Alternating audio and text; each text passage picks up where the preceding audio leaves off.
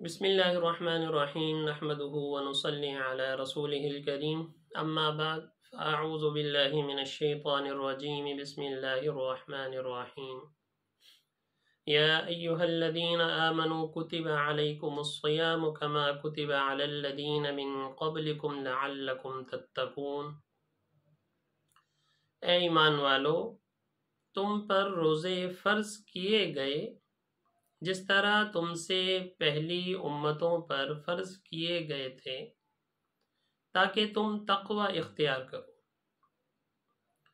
اس آیت میں اللہ تعالیٰ نے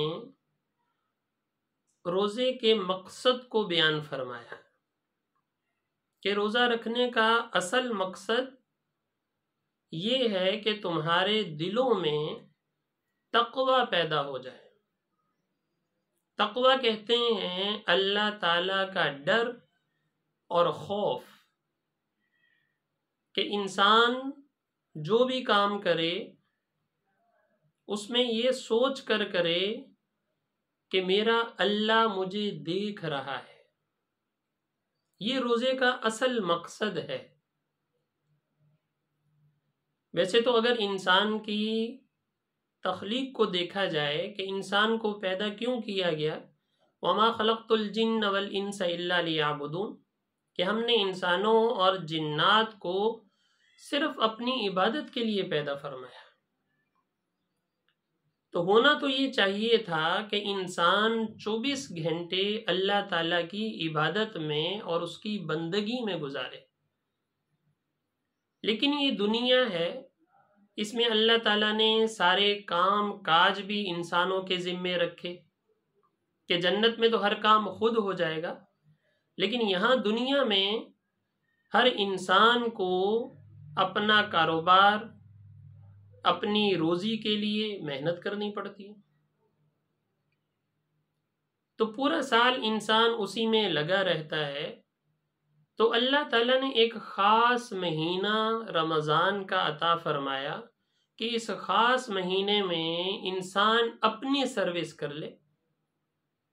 جس طرح ہر مشین جو بھی کام کرتی ہے تو اس کو کچھ عرصے بعد سروس کی ضرورت پڑتی ہے تاکہ یہ مشین اچھے انداز سے کام کرتی رہے۔ تو انسان بھی چونکہ پورا سال دنیا کے کام کاج میں لگا رہتا ہے اور اس دوران انسان اللہ تعالیٰ سے کچھ غافل بھی ہو جاتا ہے، تو اس مقصد کے لیے اللہ تعالیٰ نے رمضان عطا فرمایا کہ یہ رمضان خاص اللہ کا مہینہ ہے، لہٰذا اس میں اللہ کی طرف رجوع کیا جائے، بندگی اللہ تعالیٰ کی جائے، اور اس میں اپنے آپ کو دنیا کے دیگر کاموں سے تھوڑا سا فارغ کر کے کچھ مزید عبادتیں اس میں کی جائیں۔ اور روزہ رکھنے کا مقصد بھی اللہ نے کیا بیان فرمایا؟ تاکہ تمہارے دلوں میں تقوی پیدا ہو، اللہ کا ڈر اور خوف پیدا ہو۔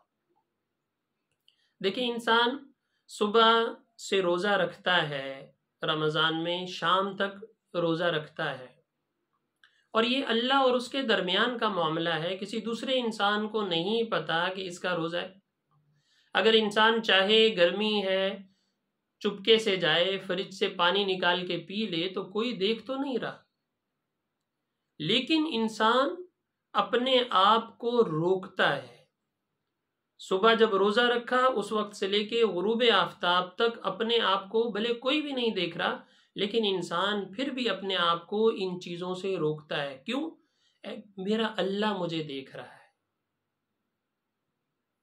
تو روزہ رکھ کے یہ مشق کروائی جاتی ہے کہ جب روزہ رکھ کے ہم صبح سے لے کے شام تک جو جائز چیزیں، کھانا پینا جائز ہے نا، جائز چیزوں سے جب انسان رک سکتا ہے تو انسان عام حالات میں بری چیزوں سے، گناہوں سے کیوں نہیں رک سکتا؟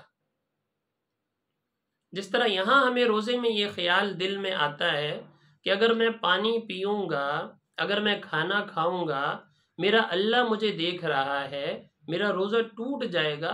تو اسی طریقے سے انسان کو مشق کروائی جا رہی ہے کہ جب تم تجارت کرو، جب تم کاروبار کرو، جب تم نوکری کرو، تو ان چیزوں میں اس کا خیال رکھو کہ کہیں میں ناجائز تو نہیں کر رہا، میرا اللہ مجھے دیکھ رہا ہے۔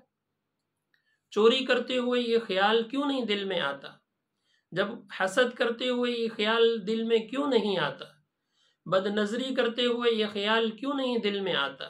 جب ان تمام گناہوں کے وقت بھی انسان کے دل میں یہ آئے گا کہ میرا اللہ مجھے دیکھ رہا ہے، تو انسان ان گناہوں سے بھی بچے گا۔ جیسے روزہ رکھ کے جائز کاموں سے انسان اپنے آپ کو روک سکتا ہے، تو اسی طرح انسان ناجائز کاموں سے بھی اپنے آپ کو روکے۔ یہ روزے کا مقصد ہے، یہ روزے کی روزے میں مشق کروائی جائے کہ انسان ہر وقت یہ تصور کرے کہ میرا اللہ مجھے دیکھ رہا ہے۔ اور اصل مقصد ہی کیا ہے ہر چیز میں؟ اتباع ہے نا، اللہ تعالیٰ کی اتباع۔ ہمارے حضرت تو فرمایا کرتے تھے کہ دیکھو، نہ روزے میں کچھ رکھا ہے، نہ نماز میں کچھ رکھا ہے، نہ حج میں کچھ رکھا ہے، اصل ان چیزوں کے اندر اتباع ہے، اللہ تعالیٰ کی اتباع، کہ جیسے مجھے حکم دیا گیا ویسے میں اس پہ عمل کروں گا۔ اسی وجہ سے بزرگوں نے لکھا نا کہ افطار کرنے میں تاخیر نہ کرو۔ افطار کرنے میں بلا وجہ تاخیر کرنا مکروہ ہے۔ وجہ کیا ہے؟ کہ پہلے اللہ تعالیٰ کا حکم تھا نا کہ پورا دن کھانا پینا بند، تو پورا دن نہ کھانا عبادت تھا۔ اب جیسے ہی افطار کا وقت ہوا، غروب آفتاب ہوا، اب اللہ تعالیٰ کی طرف سے حکم ہے کہ اب کھاؤ، تو اب فوری کھانا عبادت ہے۔ پہلے نہ کھانا عبادت تھا، اب کھانا عبادت ہے۔ صبح سحری تک کھاؤ پیو، کوئی مسئلہ نہیں، لیکن جیسے ہی اللہ نے حکم دیا کہ کھانا پینا بند کر دو، اب کھانا پینا بند کر دینا عبادت ہے۔ اسی طریقے سے نماز میں دیکھیں کہ ظہر کا جب وقت ہے تو اس وقت ظہر کی نماز ہمیں ادا کرنی ہے۔ اگر پہلے کر لیں گے نماز نہیں ہوگی، کیونکہ پہلے اللہ کا حکم نہیں ہے۔ ظہر کی 4 رکعت فرض ہیں۔ کوئی انسان یہ چاہے کہ میں 5 پڑھ لوں تاکہ مجھے زیادہ ثواب ہو، تو زیادہ ثواب ہوگا نہیں، وہ 4 بھی ادا نہیں ہوں گی۔ کیوں؟ اللہ کے حکم کی خلاف ورزی کی۔ کوئی انسان سارا سال جا کے حرم میں بیٹھا رہے، مینا عرفات میں بیٹھا رہے، حج کے دنوں میں نہ جائے، اس کا حج ہو جائے گا؟ نہیں، کیونکہ اللہ کے حکم کے خلاف۔ تو اگر دیکھا جائے ہر چیز کا فلسفہ، تو اس میں اصل ہمیں نظر آتا ہے اتباع، اللہ تعالیٰ کے حکم کی پیروی۔ جیسے اللہ تعالیٰ نے ہمیں حکم دیا اس کے مطابق ہم کریں گے تو عبادت، اگر اس کے خلاف کریں گے تو کوئی ثواب نہیں۔ تو روزے کے اندر بھی روزہ رکھنے کا مقصد اللہ تعالیٰ سمجھا رہے ہیں کہ دیکھو، روزے کا مقصد اللہ کا خوف ہے، اللہ کا ڈر ہے۔ تو اللہ تعالیٰ نے ہمیں یہ رمضان المبارک عطا فرمایا، ہمیں اس کی قدر کرنی چاہیے، اور اس میں جتنا زیادہ سے زیادہ ہو جائے کچھ ایکسٹرا نوافل، نفلی عبادتوں کا بھی اہتمام کرنا چاہیے۔ ٹھیک ہے، روزہ رکھنا فرض ہے، وہ تو ہو گیا، نماز پڑھنا فرض ہے، وہ تو ہو گیا، لیکن اس کے علاوہ دیگر نوافل جو ہیں، کثرت تلاوت قرآن پاک اور اسی طرح ذکر و اذکار میں جتنا ہو سکے اپنے آپ کو اس میں لگائیں۔ یہ وہ مہینہ ہے کہ جس میں اللہ تعالیٰ نے ہر نیکی کا 70 گنا اجر بڑھا کے اللہ تعالیٰ دیتے ہیں نا۔ تو اس وجہ سے زیادہ کوشش کرنی چاہیے کہ اپنے آپ کو عبادتوں میں لگایا جائے۔ کوئی لمحہ ہمارا ایسا نہ ہو کہ جو ہماری عبادت سے خالی گزر جائے۔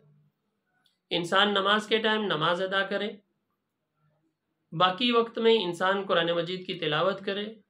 انسان اگر چلتا پھرتا کہیں آفس میں ہے، کاروبار میں ہے، وہاں بیٹھا جو آپ کو یاد ہے قرآن مجید اس کی تلاوت کرتا رہے، ذکر و اذکار سارا دن کرتا رہے، تیسرے کلمے کا ورد کرتا رہے۔